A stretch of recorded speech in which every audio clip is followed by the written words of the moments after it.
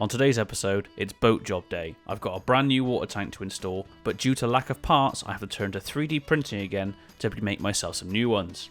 And we've got updates for the chart plotter. So with all that in mind, let's get cracking. Hello and welcome back. As you can see, Santana is in a bit of a state.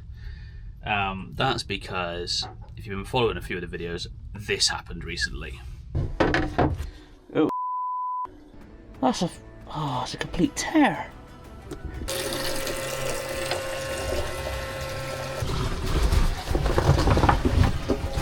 So once I dried out the entire boat, and we've had the best part of 20 dehumidifiers in here, the little portable ones that you can use, like these, they're all getting pretty full now, but the boat now actually feels drier inside. So with that in mind, we've now got the parts here, and we're going to try and take out the old tank and replace it with a new one.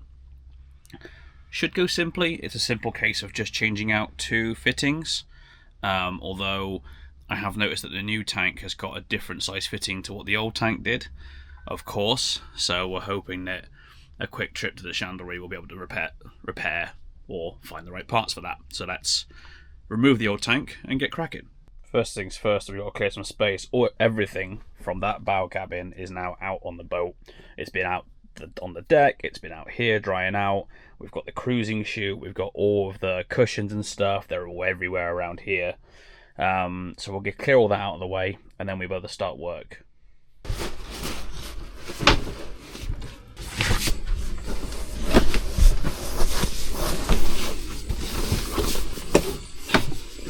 Thankfully, it's a sunny day, so I can put everything out there without having to worry about it getting wet again. Okay, I knocked the camera over whilst I was getting the tank out, but this is basically what's happened. So, this is the old seal that burst in the previous video. All of this has come off. My plan originally was just to refix it and put it back in, but having drained it and looked inside and the water is black, I think we might as well just stick a new tank in. Which is what I've ordered. So we'll get this one out of the way. Old one, new one.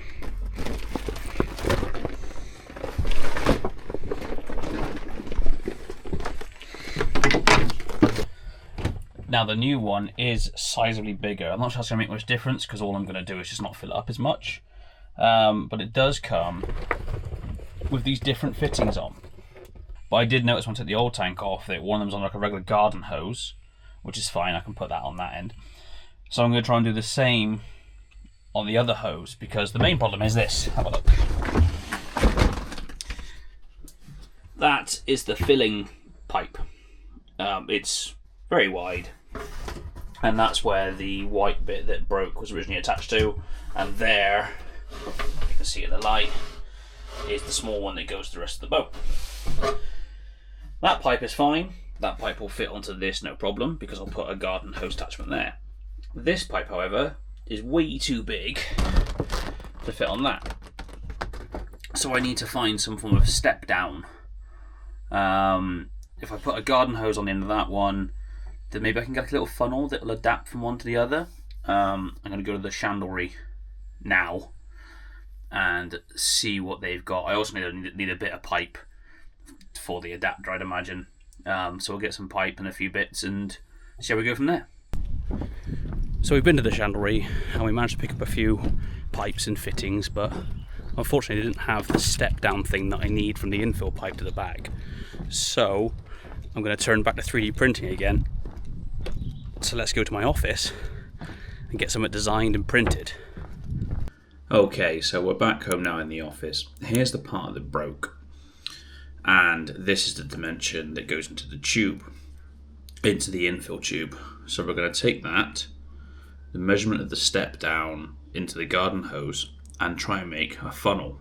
So here's what I've whipped up in the design software. So here we go. This is my attempt at a funnel. I've taken a model of a regular garden hose lock there. We've then added it onto a made model to copy this piece, and because I wasn't too sure on the diameter, because I measured this with a tape measure, I've printed two different versions with slightly different dimensions at 37 and 38 mil, and we're going to whip those onto the printer and see where we go from there. Okay, so we're back on the boat. We've got our options. So I've made, as I previously explained, I've made two with slightly different diameters on the base end to go into the wide pipe, with the top end being water pipe size. So I say water pipe, garden pipe. So first we're going to take out this so I can see how this fits in here. It's already fitting okay, but I want to see it fit, how it fits tight enough. I can't look at it properly with it down there, so we're going to pull it out of there first and do that. Then we'll have a go at hooking this up in there. But first we need to get this in place, otherwise it's pointless doing any of that. We'll just try out both of the options that I've made. One is slightly more wider diameter than the other. This is the smaller one first. Well, that fits pretty good. But is that too loose? I know it's going to be cable tied. Not cable tied. Jubilee clipped. Is that too loose for a fitting? Because I can pull that out. Here's the other one. God, it's a much wider fitting, much tighter fitting even. But I want to see if I can push it. That's 2 rungs in. Can I get it 3? I mean, that must be pretty tight then, isn't it? The seal on the front of the pipe there is pretty good. Maybe that'll be the one. Maybe I can just... While I'm twisting it, it's got no thread to it. It does seem to be working though. Maybe we do that. Right. Well, that's kind of ready in place. Let's put that Jubilee clip back on. Wherever I've left it. There we go.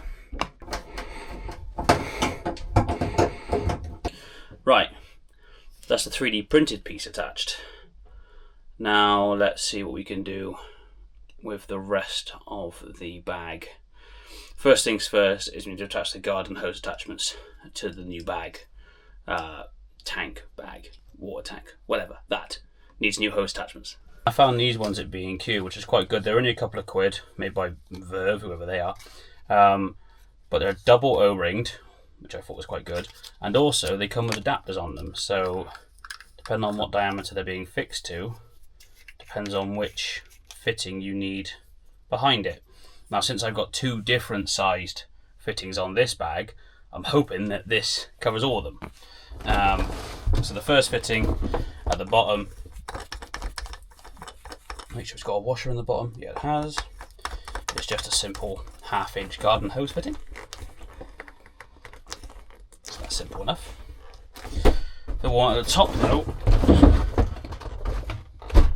does look bigger. So I'm hoping that one. Yes.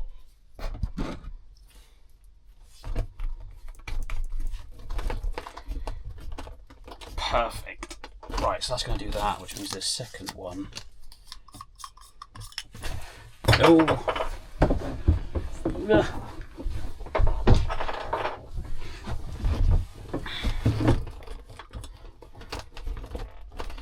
So the second one, we'll do that.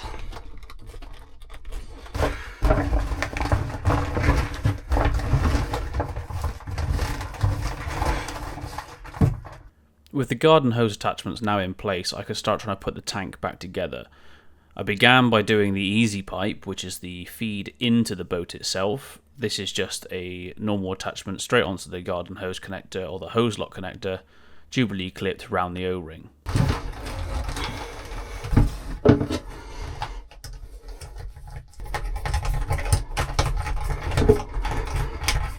I am a little concerned with this being so low with the water here that it might have the water sit in this pipe instead, which I don't want. But we'll see how we get on. I'm hoping that if it's just a close enough connection, we should be okay, because there's quite a bit of tank below it. So I'm hoping we pour some more in there and there, we should be okay. If I take that on more like a diagonal or something, I'm going to want a bit of pipe and then 2 Jubilee clips at either end. Whew. Right, bits. We've got our bit of pipe from the chandlery. I don't particularly want it that long, so I only probably want it about 10-15 centimeters. Right, so we got our Jubilee clips to go on our pipe. 2 pieces, and now we're ready to put it on the part. Now, they need widening before they can get forced onto the housings they need, so we can do that now rather than me struggling down in the bow section. So I've got spares. Here's some of the other test pieces. Well, rather than force that on, I could twist that back on afterwards.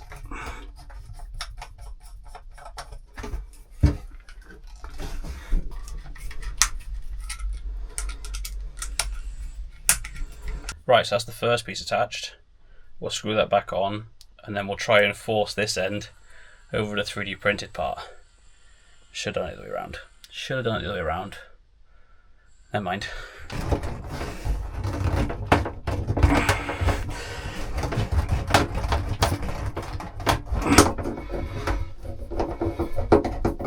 Unlike last time, I will not be sticking the hose in and just leaving it to run to find out if there's a leak. I will pour in a couple of litres and then stop. That way, if there is a leak, I haven't got to de-flood the entire boat again.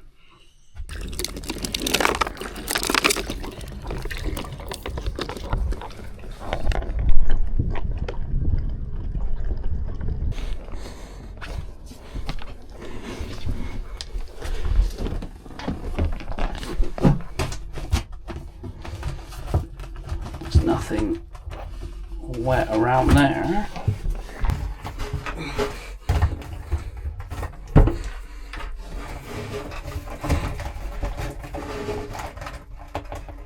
I can't feel anything wet around the bottom except for that little puddle that's already there before I started. I'm being cautiously optimistic, but I think that's alright. The real test will be to fill it with water now from the tap and go from there. Just a little bit nervous because last time I did that, it ended up flooding my entire boat, and I don't want to do it again. But anyway, oh, we'll test it through the taps actually. Into the heads. You're drawing it through. Alright, yes, there was a bit left in the line. But that's the new water. Once we get the air out.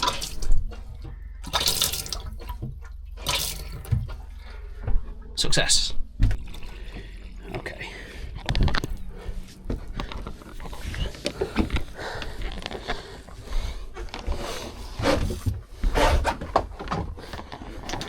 Oh yeah, now we've got water.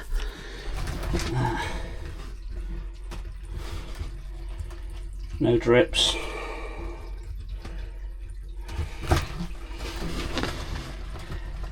That's dry down there as well. This is going well.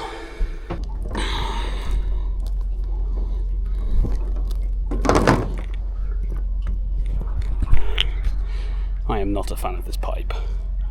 I'm getting a new pipe. One that rolls up or something, because this is ridiculous. Look at it. Right. This is cold but not leaking. Same again there.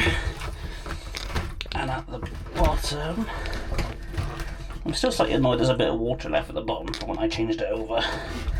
Maybe I'll try and get that out.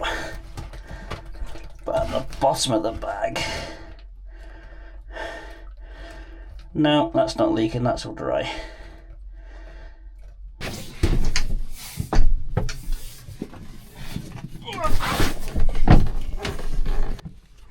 And here we are. Some normality has been resolved. Resolved? Returned. Back as it should be. Until something else breaks, obviously. Something else is bound to go. Okay, so next up, my chart plotter, which you've seen in previous videos, has had some updates released recently. So one was an update to the maps, and the other one was an update to the operating system itself. Because I'm not sure whether they can be done off of the same memory card, so the process is you're supposed to start the process, the plotter off, insert the update into the memory card slot, turn it on, and its reboot will install it. Now I'm not sure if it can do it all in one go, so I've got the maps on one and the operating system on another. I've completely forgotten which one was which, probably should have written on them, never mind. So let's pop them in one at a time and see what happens. Apparently it's as easy as pop it in and plug it on. Pop it in and turn it on. Yeah, we'll find out.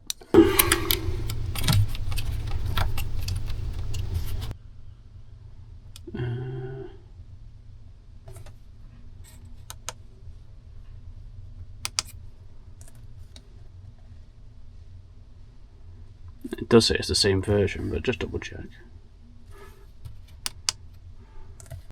Oh, it's moved to 36%, so it is working. 45. It's not frozen. Good. It's done. There we are, look. Please remove the SD card and restart the unit. If only it was that easy. Come on.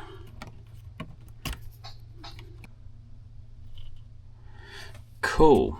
That's the operating system done. Let's do the same again with the map update.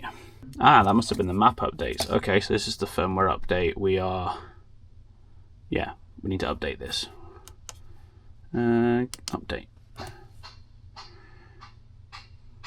I'm not going to hold my breath. The last one took a while. Oh, 0.2. There we go. We're going up. It's done. There we go. Update completed. Remove the SD card and restart the unit. So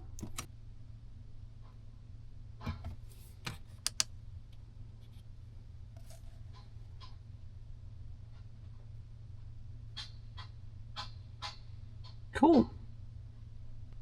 We are updated.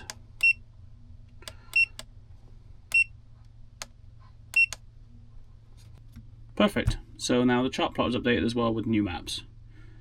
I'm assuming it's just some updates and changes to the maps in terms of nautical stuff. New marks, new depth changes and stuff like that. So we'll see if it actually affects me as I go around. But for now, we're going to end it there. So we've done one definite key repair on the boat. I now have water, which is great. I'm no longer just living out of bottles, although I'll probably still just drink bottled water to be safe. And the chart plot is updated. So thank you for watching. If you like this kind of content, please consider liking the video, commenting below, and subscribing to the channel. If you've got any ideas of things that I've done that you might have done differently, or things I can improve on, please do let me know, because I'm still learning as I go. So thank you, and until we see you in the next one, take care, and goodbye.